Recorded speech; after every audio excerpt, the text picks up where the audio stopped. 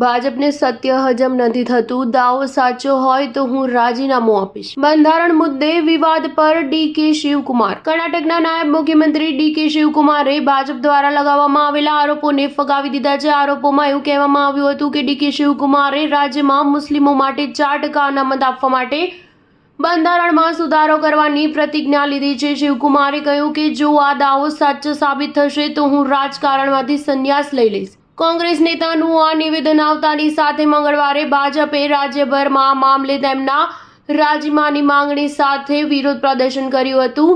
શિવકુમારે કહ્યું કે મેં ઇન્ટરવ્યુમાં જણાવેલ સચ્ચાઈ અને મારા રાજકીય વલણને ભાજપ પચાવી શકતું નથી. મેં ક્યારેય એવું નથી કહ્યું કે હું બંધારણ બદલવા જઈ રહ્યો છું. જો મેં કહ્યું હોત તો હું તેને સ્વીકાર કરી લેતો. આપણે જ બંધારણ લઈને આવ્યા છીએ અને આપણે જ તેનું રક્ષણ કરીએ છીએ.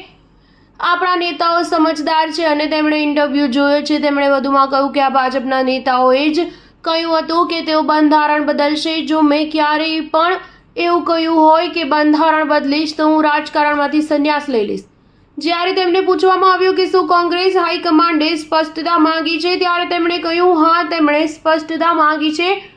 મેં તેમને ઇન્ટરવ્યૂની વિગતવાર સમીક્ષા કરવા કહ્યું છે. તેઓ આ વાતથી સહમત છે કે મેં આવું કંઈ નથી કહ્યું. રવિવારે એક મીડિયા કાર્યક્રમમાં શિવકુમારે કથિત રીતે એવું સૂચન કર્યું હતું કે અચ્છે દિન ત્યારે આવી શકે છે જ્યારે બંધારણમાં સુધારો કરવામાં આવે. જો કે કોંગ્રેસના નેતાએ સોમવારે દાવો કર્યો હતો કે મારી વાતને ખોટી રીતે રજૂ કરવામાં આવી છે અને મેં ક્યારેય કહ્યું નથી કે અમે બંધારણ બદલીશું.